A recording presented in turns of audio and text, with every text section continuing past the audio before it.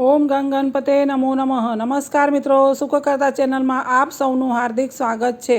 મિત્રો, આજે આપણે ચૈત્ર મહિનાની શુક્લ પક્ષમાં આવતી એકાદશી એટલે કે કામદા એકાદશી વિશે વાત કરીશું. 2026માં કામદા એકાદશી 29 માર્ચ 2026 અને રવિવારના રોજે આવે છે. હવે સાંભળીશું આપણે વ્રત કથા. પ્રાચીન સમયમાં ભોગીપુર નામનું રાજ્ય હતું, જ્યાં રાજા પુંડરીક શાસન કરતા હતા.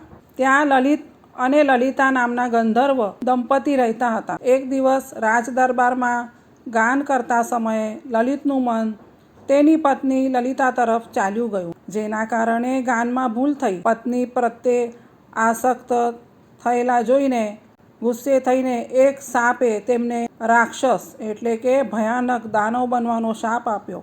લલિતા ખૂબ દુઃખી થઈ ગઈ અને તે શૃંગી ઋષિ પાસે ગઈ. ઋષિએ તેને કામદા એકાદશીનું વ્રત રાખવાનું કહ્યું. લલિતાએ શ્રદ્ધા અને ભાવપૂર્વક કામદા એકાદશીનું વ્રત રાખ્યું અને તેના પુણ્ય પ્રતાપથી લલિત શાપમાંથી મુક્ત થઈ ગયો. આથી કામદા એકાદશી બધા પાપો અને શાપો દૂર કરતી એક માત્ર મહાન એકાદશી માનવામાં આવે છે.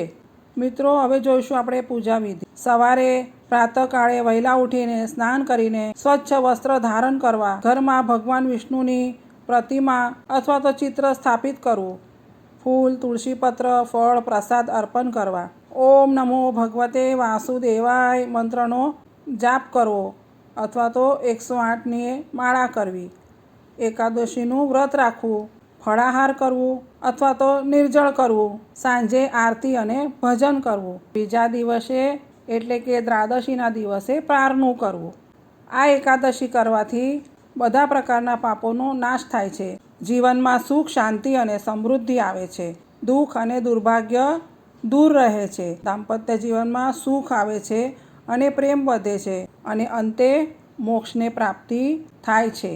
કામદા એકાદશી વર્ષની પ્રથમ એકાદશી એટલે કે ચૈત્ર માસની પ્રથમ એકાદશી હોવાથી ખૂબ જ મહત્વપૂર્ણ માનવામાં આવે છે. આ દિવસે કરેલા પુણ્ય કાર્યોનું ફળ અનેક ગણું મળે છે. કામદા એકાદશી, તેનું નામ જ કામના પૂરી કરનાર એવું થાય છે. એટલે કે ખાસ કરીને ઈચ્છા પૂર્ણ અને પાપ નાશ અને શાપ મુક્તિ આપનાર એવું માનવામાં આવે છે. આ એકાદશી ખાસ કરીને ભગવાન વિષ્ણુ અને તેમના અવતાર શ્રી કૃષ્ણની ભક્તિમાં કરવામાં આવે છે. મિત્રો, હવે જોઈએ એકાદશીના દિવસે આપણે શું ખાવું જોઈએ અને શું ન ખાવું જોઈએ. વ્રત કર્યું હોય એટલે ફળ, દૂધ, સૂકા મેવા, રાજગરો, સિંગોડાનો લોટ, બટાકા, મીઠું, સેંધા મીઠું. હવે શું ન ખાવું જોઈએ? અનાજ ન ખાવું જોઈએ, જેવું કે ઘઉં, ચોખા, દાળ. તામસી ભોજન ના લેવું જોઈએ. લસણ, ડુંગળી છે. માંસાહાર ન કરવો જોઈએ. કોઈ પણ જાતનું વ્યસન કે આલ્કોહોલ ન લેવો જોઈએ. તે દિવસે બને ત્યાં સુધી મૌન રહેવું જોઈએ. સત્ય બોલવું જોઈએ. ક્રોધ કે ઝઘડો ન કરવો જોઈએ. નિંદા ન કરવી જોઈએ. ભગવાનનું જપ અને ભજન કરવું જોઈએ. ખરાબ વિચારો રાખવા જોઈએ નહીં. એકાદશીના દિવસે તુલસી સાથે વિષ્ણુ પૂજા કરવાથી પણ પુણ્ય વધે છે. ગરીબોને અન્ન અને વસ્ત્રનું દાન કરવું જોઈએ. વિષ્ણુ સહસ્ત્ર નામનો પાઠ કરવો જોઈએ. આ દિવસે ભગવાન વિષ્ણુનું સ્મરણ કરીને ઓમ નમો ભગવતે વાસુદેવાય મંત્રની જપમાળા કરવી જોઈએ. તેનાથી મન શાંત થાય છે, પાપોનો નાશ થાય છે, ઈચ્છાઓ પૂર્ણ થાય છે. બીજો વિષ્ણુ ગાયત્રી મંત્ર પણ છે, જેવું કે ઓમ નારાયણાય વિદ્મહે વાસુદેવાય ધીમહિ તન્નો વિષ્ણુ પ્રચોદયાત. તેનાથી બુદ્ધિ શુદ્ધ થાય છે અને જીવનમાં સકારાત્મક વિચારો આવે છે. બીજો છે શ્રી કૃષ્ણ મંત્ર.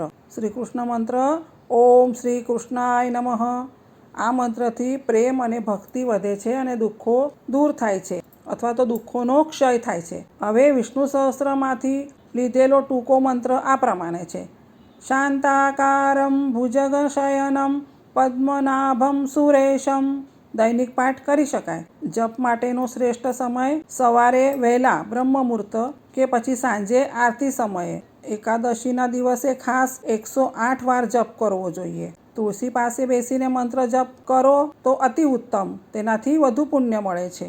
તો મિત્રો, આજે આપને ચૈત્ર મહિનાના શુક્લ પક્ષમાં આવતી કામદા એકાદશી વિશે વાત કરી. જો આપ સૌને અમારો વિડીયો ગમ્યો હોય તો પ્લીઝ લાઇક, શેર અને સબસ્ક્રાઈબ જરૂર કરજો. અને હા, કમેન્ટ કરવાનું ભૂલશો નહીં. ઓમ વાસુદેવાય નમઃ.